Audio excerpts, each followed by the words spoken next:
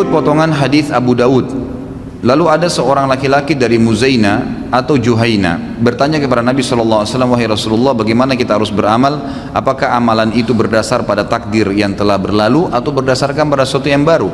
Beliau menjawab, berdasarkan pada sesuatu yang telah ditetapkan. Lalu laki-laki itu atau sebagian orang lain bertanya, lalu untuk apa kita beramal? Beliau menjawab, sesungguhnya ahli surga akan dimudahkan untuk beramal dengan amalan penduduk surga, dan ahli neraka akan dimudahkan untuk beramal dengan amalan ahli neraka. Apakah sudah ditentukan sejak dahulu siapa penghuni surga dan penghuni neraka? Mohon penjelasan Pak Ustaz. Jawabannya iya. Iya. Kita sekarang ini Allah sudah tahu mana penghuni surga, mana penghuni neraka. Tetapi bukan paksaan dari Allah. Bukan Allah jabarkan. Jabar itu dalam istilah bahasa Arab, Allah paksa dia harus jadi neraka atau di surga, bukan. Tapi Allah dengan keluasan ilmunya, dalam akhir surah Al-Anfal patokannya itu Allah mengatakan, a'udzubillahi minasyaitonirrajim, wa qad ahata bikulli syai'in ilma, dan Allah meliputi segala sesuatu dengan keluasan ilmunya. Kata para ulama, Allah tahu semua sebelum menciptakan langit dan bumi, sebelum menciptakan semua makhluk, manusia, jin, malaikat, tumbuh-tumbuhan, hewan-hewan, semua sebelum menciptakan, Allah sudah tahu kalau saya ciptakan nanti dari awal dia hidup sampai dia mati apa yang dia lakukan. Allah sudah tahu dengan keluasan ilmunya. Itulah keluasan ilmu Allah Subhanahu wa taala. Ini yang dimaknakan dengan waqad ahata bikulli syai'in ilma. Allah meliputi segala sesuatu dengan keluasan ilmunya. Jadi Allah memang sudah tahu. Karena Allah sudah tahu si fulan ini kalau saya ciptakan nanti dia akan pilih perbuatan penghuni neraka, maka Allah mudahkan jalannya dengan itu.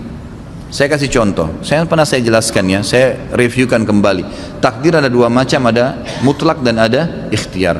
Ada yang mutlak, antum tidak bisa campur tangan di situ. Lahir dari rahim ibu siapa, ya, paras wajah kita, warna kulit, umur kita, berapa lama kita akan meninggal, itu semua fungsi-fungsi anggota tubuh, kuping mendengar, mata melihat, hidung menghirup, lidah mengecap, bibir mengucap, semua itu fungsi tidak bisa dialihkan. Nggak ada orang bisa makan dengan kupingnya, nggak ada orang bisa mendengar dengan matanya, sudah begitu. Itu takdir mutlak namanya. Allah memang yang pilihin. Itu hak kuasa Allah SWT. Ada takdir yang kedua, ikhtiar. Ini yang sering orang tidak faham. Artinya berhubungan dengan perilaku kita sehari-hari. Makan, minum, tidur, menikah, semua itu adalah ikhtiar. Allah termasuk beriman dan kafir itu ikhtiar. Ikhtiar. Sekarang antum bisa duduk di masjid ini, majelis kita bisa pulang. Siapa yang bisa tahan? Walaupun saya bilang jangan pulang akhi, tetap kalau antum mau pulang hak antum, tidak ada yang bisa tahan.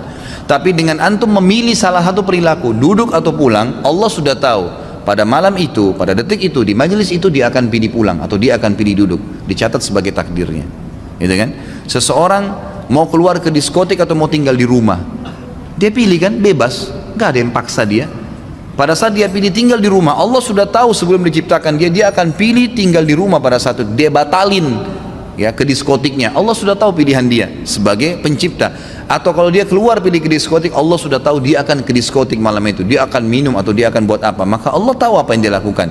Maka termudahkanlah jalurnya menuju ke neraka karena pilihan dia sendiri ya. Begitulah yang berhubungan dengan masalah ikhtiar. Jadi perilaku sehari-hari, makan, minum, tidur, beraktivitas, termasuk menikah, itu adalah ikhtiar. Ikhtiar, menjadi kafir dan beriman itu ikhtiar, pilihan kita, bebas. Antum sekarang bisa murtad ya, naudzubillah, atau bisa beriman, bebas. Seseorang dengan satu kalimat aja bisa murtad kok. Dia mengatakan saya murtad, naudzubillah, dengan hatinya betul-betul dia ingin keluar, maka dia murtad, gitu kan. Orang bisa dari kafir masuk Islam dengan satu kalimat, syahadu an la ilaha illallah, syahadu anna muhammadar rasulullah, muslim langsung pada saat itu, gitu kan. Jadi seperti itu ikhtiar dia, nggak ada yang paksain. Tapi Allah sudah tahu dengan kemahaluasannya, di Lauhil Mahfuz tercatat apa saja yang kita lakukan sampai kita meninggal. Ya mungkin kita belum tahu besok kita buat apa. Seperti itu memahaminya.